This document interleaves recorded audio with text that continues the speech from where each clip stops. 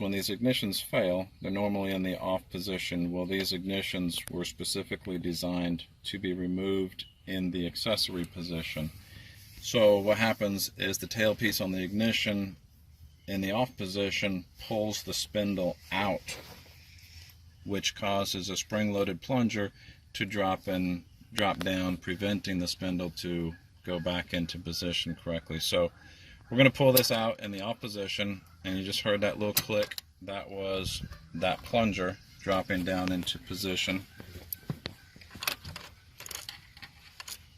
Get the spring out of the way. Maybe. Come on, spring. There you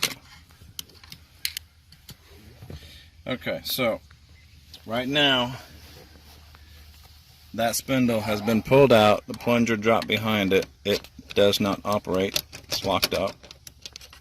And it will not operate until the ignition housing has been removed or that plunger, that spring-loaded plunger, reset. So what our tool does is it allows you to reset, pull that spring-loaded plunger down, and it also pushes the spindle back into place, all in a single motion. So what we're going to do is we're going to go in like so, till you bump into a wall, and then drop it down, and you're going to feel it's at the bottom of the plunger right now, and you're going to pull it forward until it just drops off of that plunger, and then you're going to pull it down and reset it. Okay, now that pulled the spring-loaded plunger down, and it also pushed the spindle in, so that now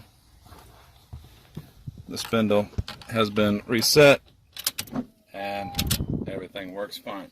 So before you can put the ignition housing or the ignition cylinder back in, remember it's got to be in the first position, which is there. So you'll have to go make your key, do your ignition repair before you put it back in.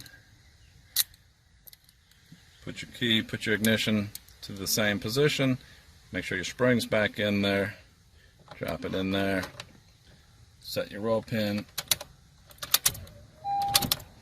and your ignition works as planned.